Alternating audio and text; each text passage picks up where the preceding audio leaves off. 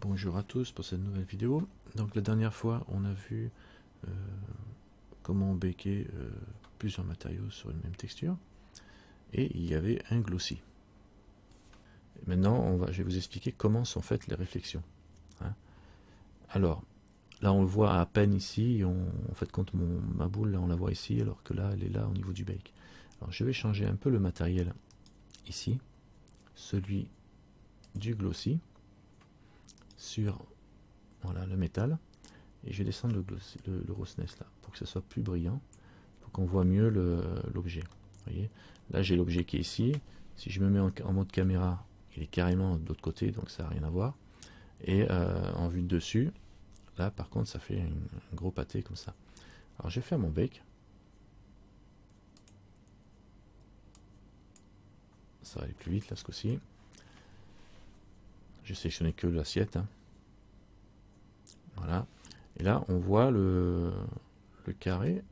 On pourrait dire c'est pas mal, ça correspond. Mais là vous voyez c'est légèrement plus carré que là. Là c'est arrondi par rapport aux vues de dessus. Alors en fait compte, bon je vais pas vous torturer plus longtemps.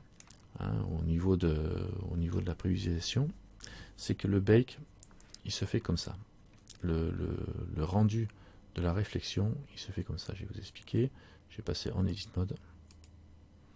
Voilà. Et je vais sélectionner cette feuille, cette face ici. Chaque face, en fin de compte, a une normale. Alors, je vais les faire apparaître en cliquant ici. Voilà. Et je vais passer ici. Voilà, comme ça. Alors là, elles sont toutes petites, les normales. Je vais les agrandir. Voilà. Donc, chaque face a une normale. Le bake est rendu en vous mettant face à la normale de chaque face. Face à chaque face. En fin de compte, il prend la face et il se comporte comme un miroir. Et quelle est l'image que reçoit cette face-là? C'est ce qu'il va rendre.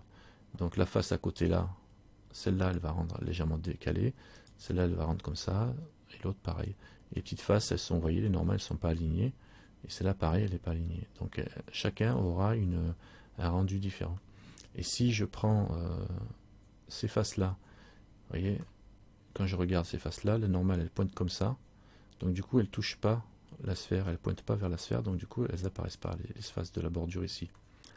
Si je prends la face là, la petite du bord là, elle est ici, elle reflète rien parce que, en fait, compte, sa normale pointe vers là dans la direction, donc elle ne pointe pas vers la sphère. Et si je voulais qu'elle reflète quelque chose, je pourrais la tordre un peu. Je vais faire le test là, en faisant R. Oups, oups, oups. Je vais pas y arriver comme ça. Je vais faire un R en mode vue. Voilà, un R.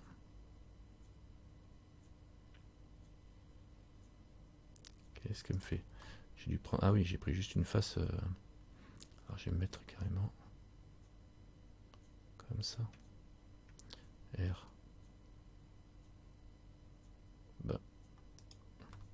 Bizarre. Alors, sélectionner ça là. Pourtant, j'ai pas de. Voilà. Et je vais la monter. Voilà. Voilà. En la montant, comme ça, la bordure de l'assiette, j'ai la normale de sa face là qui pointe, qui va pointer dans la direction de la sphère. Voilà. Donc oui, c'est normal, vu que. Et comme c'est un miroir, normalement cette face là va capter la sphère là, et du coup on va avoir la sphère qui va s'étirer jusqu'au bord. On va faire le test tout de suite. Hop, je viens ici et je fais mon bake. Tadam, attention. Est-ce que ça marche ou est-ce que ça marche pas? Le mystère, et oui, vous voyez, ça a fonctionné. On a bien la bordure, elle est là la face, la bordure qui pointe, qui reflète, en fait compte, la sphère, ça l'a attrapé. D'accord.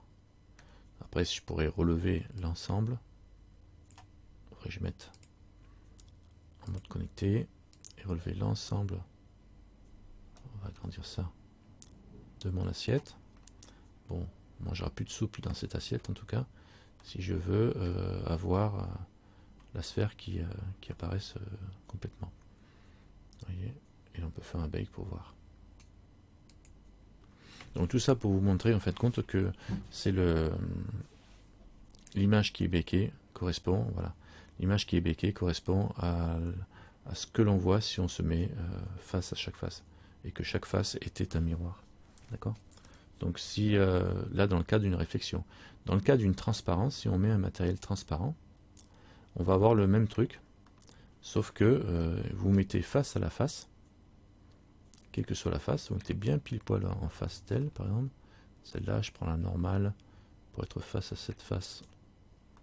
Il faudrait que je mette comme ça, voilà. Par exemple celle-là, donc là je suis à peu près face.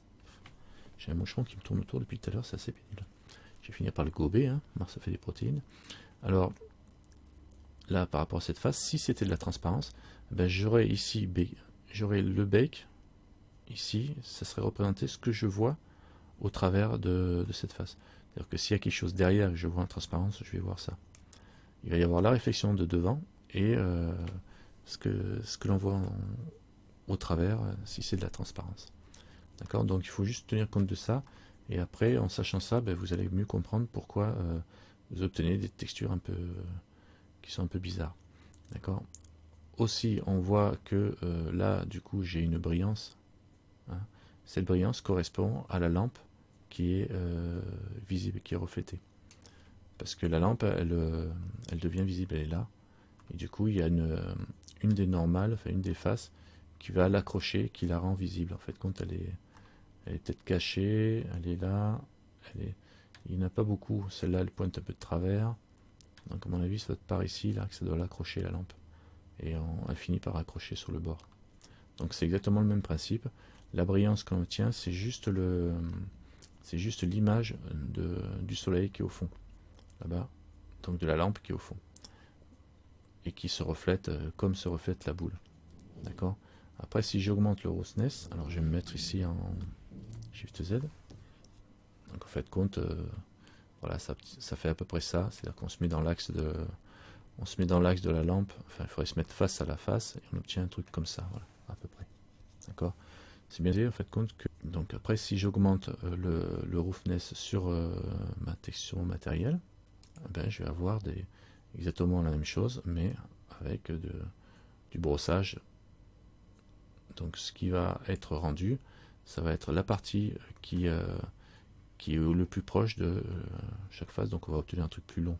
Ça va correspondre à peu près à ça, mais là le bas on l'aura pas en tout cas. Alors, je vais faire un bake. Bon, comprenez ça et vous aurez fait un grand pas dans les techniques de bake. Surtout pour les reflets. Après, si vous voulez des reflets ailleurs, eh ben vous sortez une lampe supplémentaire, voilà, donc on la prolonge. Hein, vous sortez une lampe supplémentaire que vous mettez au-dessus. Le problème, c'est que ça va éclairer la scène aussi. Du coup, vous allez avoir des zones qui vont être surexposées, etc. quoi. Donc, à voir. Le mieux, c'est parfois de prendre GIMP et de mettre un coup de brillance si vous voulez faire des effets de brillance aussi. Alors, faites attention avec les lampes. Surtout, ben, on va en parler dans la prochaine vidéo. Et c'est l'histoire de lampes.